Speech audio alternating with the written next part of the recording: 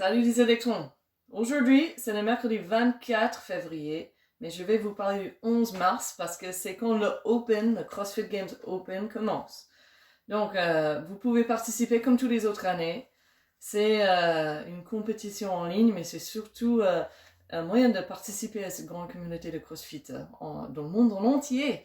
Donc, c'est 3 gros week-ends. On a de vendredi à lundi pour soumettre les scores. C'est $20. Et puis, on sera fiers de vous si vous participez. Après. Alors, chaque semaine, c'est une surprise. Tu ne sais pas ce que ça va être, l'entraînement, bien sûr. Mais ça va être adapté sur 4 catégories différentes. Donc, il y a toujours le niveau RX qui est très dur pour quelqu'un qui a fait du CrossFit depuis longtemps ou qui est juste très doué. Il y a le scaled que vous connaissez. Donc, on va adapter les mouvements et les charges. Après, ils savent qu'on est tous en confinement, que c'est compliqué cette année. Donc, il y a aussi fondation. Donc, ça, c'est pour ceux qui commencent ou qui n'ont pas pu faire depuis longtemps. Genre, à faire avec un PVC. Et puis, il y a un quatrième sans matériel de tout, qui n'est pas forcément facile, mais c'est sans matériel. Ok, donc CrossFit nous a donné quelques exemples de comment le même entraînement va être pour les 4 catégories. Je vais vous présenter ça aujourd'hui, plus un petit échauffement pour le web du jour. Alors aujourd'hui, le web du jour, c'est le web des Open de 2012, le 3e qu'ils ont sorti. Donc c'est un AMRAP de 18 minutes, 15 box jump, à hauteur normale, 60 pour les hommes, 50 pour les femmes, 12 push press, 50 kg pour les hommes et 35 pour les femmes et 9 toes to bar. Ok? Ça, c'est la version RX. Et si ça tombe encore pendant les Open en mars, ça va être ça. Donc, la deuxième catégorie en scale de comparer, c'est toujours 18 minutes. Au lieu des box jump, tu as le droit de faire des step-up, juste de marcher. Tu as le droit, même pour les hommes, d'avoir une box à 50 cm au lieu de 60. Les 12 push press sont moins lourds que 20 kg pour les femmes et 35 pour les hommes. Et il y a 9 montées de genoux au lieu de faire les toes to bar. Donc ça, c'est à quoi attendre pour le scale. Pour les fondations, ça va être des step-up, mais là, ils te donnent en gros l'auteur d'une marche de 15 cm pour les hommes, 10 pour les femmes. Les push-press, ils disent de faire avec un PVC, avec un bâton, ce que tu as. Mais il n'y a pas d'obligation de poids. Et puis, 9 sit-up ou knee-up assise. Donc, en fait, tu t'assois et tu montes tes genoux vers toi.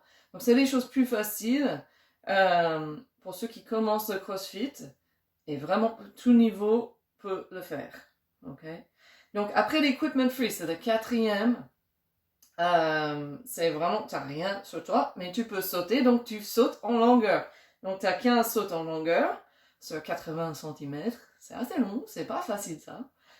Tu as 12 push-up, bien droit, et après 9 V-up au sol. Donc ça, tu n'as pas besoin d'équipement, mais franchement, c'est pas facile. Alors le principe des Open, c'est d'aller à fond. Donc on va s'échauffer bien assez, et après on part. Donc tu as 5 tours de 20 jumping jacks, 5 push-ups et 10 V-ups alternés. Ok? Donc des jumping jacks, regarde que tes genoux ils vont vers les pointes de pied, ils rentrent pas à l'intérieur.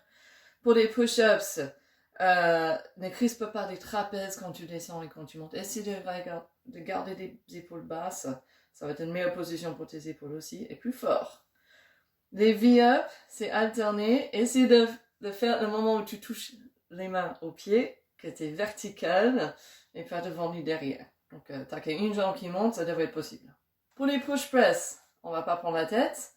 On va monter en charge au fur et à mesure. Fais 5 repas à la fois. Et pensez à avoir un appel en plein pied. Pensez d'avoir les genoux qui partent vers l'avant. Ce n'est pas un squat. Et puis, de finir à pousser dans les jambes avant de pousser avec des bras. Ça, c'est un WOD où c'est pas lourd normalement et tu vas devoir essayer d'enchaîner en plio. Donc si tu peux travailler cette technique là, ce sera intéressant. Avant de se pendre à la barre, on va quand même s'échauffer pour des toes to bar. Donc 10 tractions scapulaires, 10 kips, 10 montées de genoux et 5 toes to bar. Ok? Donc les tractions scapulaires, c'est pour te préparer d'être pendu, prendre le temps. C'est aussi un petit renfort. Donc les keeping presse sur ta barre, c'est la partie derrière qui est le plus important d'un toast to bar. Après les montées de genoux, pensez à retendre les jambes à chaque fois que tu reviens à la verticale. Donc tu les montes, tu les plies, tu les tends pour redescendre. Les 5 toast to bar aussi, c'est juste pour ne pas se fatiguer, pour commencer le mouvement.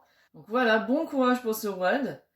Et puis, si ça vous intéresse de vous inscrire pour les Open en mars, n'hésitez pas à nous parler. On va vous expliquer comment ça se passe, mais c'est bien marrant. De toute façon, nous les coachs, on va le faire. Et puis, j'espère à bientôt les étoiles. Bye!